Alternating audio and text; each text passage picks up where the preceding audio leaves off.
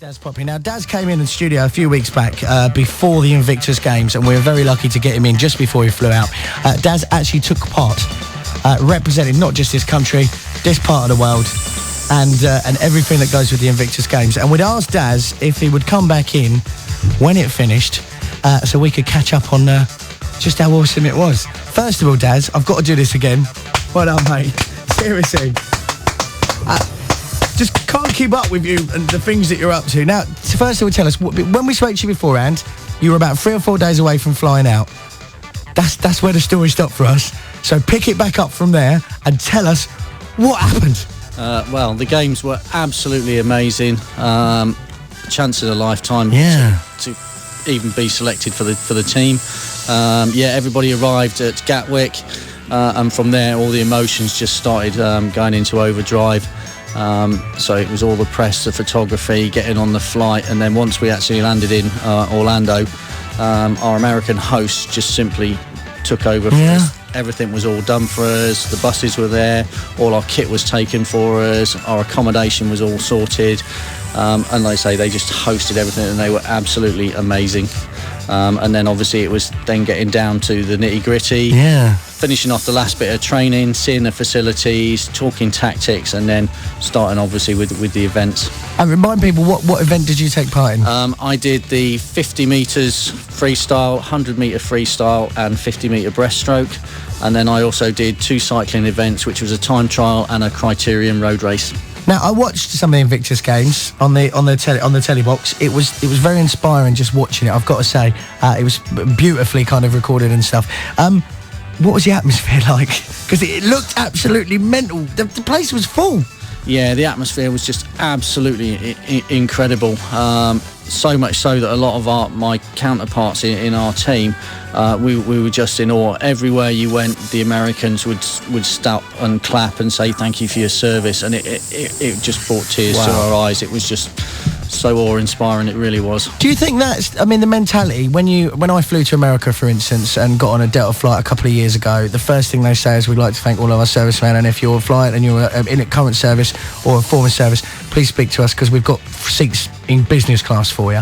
They very much have a complete and utter respect. It's a little bit different over here. We do it with a very kind of the stiff British upper lip kind of way, do you think? Yeah, definitely. Yeah? The Americans are so much more out there. They're so much more aware of what their armed forces have done for them, because obviously they're huge. Yeah.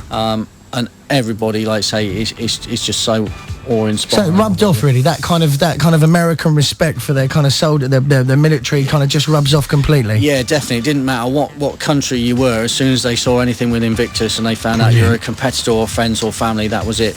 You just got congratulated, and people would come up and shake your hands. It was just absolutely awe-inspiring. Sounds and really sort of like heartbreaking, to be honest, because you were like, well, that's what I got paid to do. I volunteered to join the forces, and so yeah, thank you very much. But Daz, but then on the flip side of that, look at what you've just been involved in and stuff with the Invictus Games. I guess it's kind of, it's typically British of us, I guess, isn't it? The way that we view our armed forces versus like the way the Americans kind of deal with that. But to have experienced that must have been brilliant. Yeah, it was absolutely amazing. Something I will never ever forget. And like I say, even now, it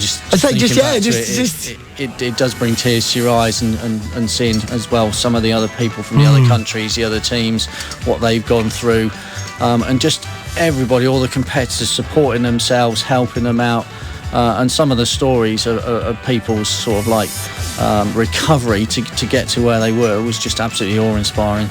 You're awe-inspiring, Daz, and you don't give yourself enough credit for that. But you genuinely are, mate. You can't sit here and do a radio show and not think, what a guy. I mean, I was trying to explain to Teo and Jess, my 2 little cool kids, what you've been involved in, and they just sat there with their mouths open, didn't they? Their eyes dropped. And you're doing that to like the younger generation. So you genuinely are an inspiration. I know you don't think you are, because you're just doing what Daz does, but I can absolutely 100% hand on my heart say you are a complete inspiration. You make me feel bloody lazy. Thank you. I've got to say that. Do you know what I mean? Yeah. And I genuinely, mate, I want to find out about the actual the things that you did and how that went. And let me play some music first. I'm going to play some Ellie Goulding.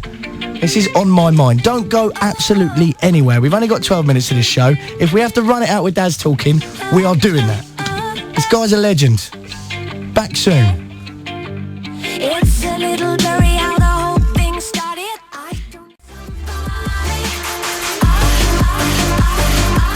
Ellie Gold in there on my mind on 105.9 Academy FM, folks. And if you were just listening before, we were talking to the legend that is Daz Challis, who's just got back from the Invictus Games, and we were talking about the experience and how it felt getting on the plane and off the plane and basically being looked after by Team US. Now, you actually did some competing as well, Daz, didn't you? I did, yes. Now tell us about... I'm trying to put this into perspective because when we say competing, now you've done lots of challenges, right? You're a very active bloke, and I think half the thing is, you know, the way you deal with the injuries that you've suffered, and also all the things that you do. I mean, you don't do anything by halves. There's no like, oh, I just went for a walk around the park. No, I'm going to go and just do something monumental. And now, obviously, you represented this country. That's good to say like that. You represented this country at the Invictus Games. Now, tell people about the things that you were involved in and what happened. My first events was the swimming. Yeah. Unfortunately, I didn't get through to the finals. I narrowly missed out on the breaststroke by 0.147 seconds. But all my swimming, I got PBs, so it's a step in the right direction for me. Wow. So yeah, I was a little bit upset at that, but then I take solace of the fact I looked at the start sheets and I was the second eldest competitor for my disabled category, so I was up against guys that were like 23, 24 years old, because obviously they don't go by age, they go by your disability category. So to even sort of like get PBs at that level was a really good thing, to be honest. Brilliant. Yeah. So I was a bit hard on myself.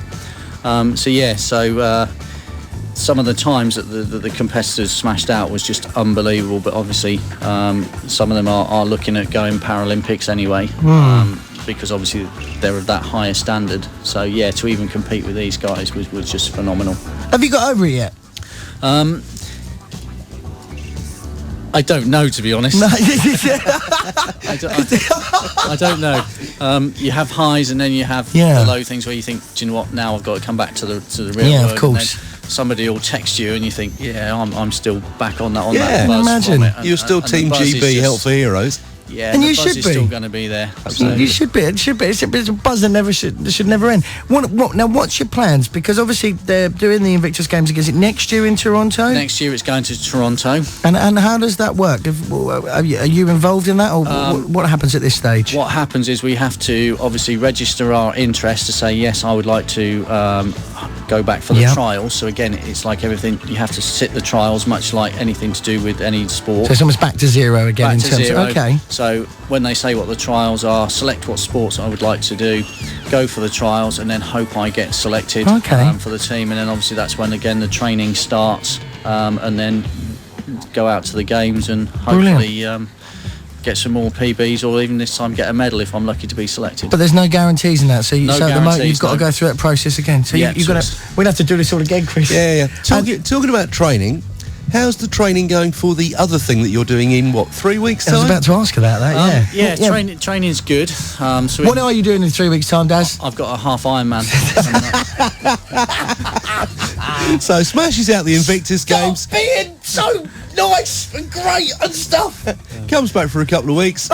I'll have a bit of rest now. I'll do a half Ironman. I feel like I've achieved something if I get on a bus and get off at the right stop, let alone Iron Man. Yeah, so next weekend I'm actually up at the Lake District with some of our Team True Spirit triathlon team, because we're later on in the year taking part in the Lakeland 50, which is 50-mile run across the Lake District.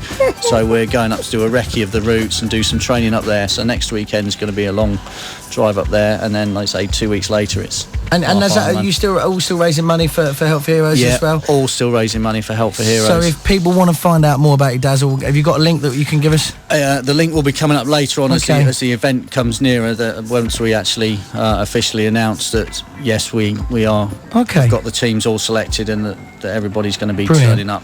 But the Help for Heroes page is a great valuable source of information and stuff if you wanted to help head over there and stuff. They can always look on the Help for Heroes. On there is a list of what sporting activities are taken up.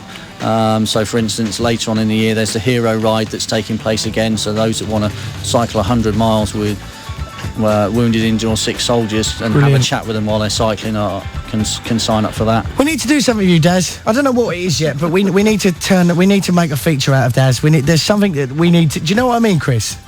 Well, we could fit in with a Daz camp. No, do you know what I mean? Daz camp. No, Daz camp. We can instead of a Daz boot camp. camp, we Yeah. can do a Daz camp. Yeah. No, we need to do On a something. triathlon. Yeah. Watch this. We're going to come up with something. You're Share the suffering. we need to do something with this guy. Do you know what I mean? We need to do a Saturday breakfast feature that involves Daz doing something. Well, why don't I send Where we you? get, why you know, don't I people send in you out? Folkestone Why that- don't I send you out for a training session with Daz? I'm thinking people in Folkestone that feel, you know, they're worried about maybe their weight or, you know, they're not necessarily the most sociable person in the world. Boot camps are a bit too much hard work for them.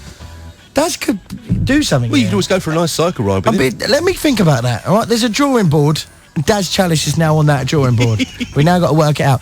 Mate, listen, genuinely, thank you ever so much for coming and telling us about your absolute inspiration. And I know, Daz, honestly, you wear it so humbly and on your sleeve, but let me tell you, from just a normal guy sitting here, it's a pleasure every time you come in. And your stories are just amazing. Yeah. Genuinely. Chris, I'll give you the last word because we've got to go now. Daz, thank you so much for coming back. Congratulations on what you've achieved so far, and every success for the future, mate, with all the other things. And here's to Toronto. Definitely. Thank you. We're going to go now. We've only got 2 minutes left of the show, so you're only getting about 2 minutes of Daydream Believer by the Monkees. We're back on your air next Friday. We're off next Saturday, so I don't know what's going on. But big thanks to Daz Challis and, of course, the Cool Kids, my presenters that were in earlier on today. It's been a great show. Time for us to go now. Whatever you're doing this Saturday, have a good one. Take care of yourself. Ferret's up next. Don't go anywhere. Bye. Oh, Ciao. I could hide 'neath the wind.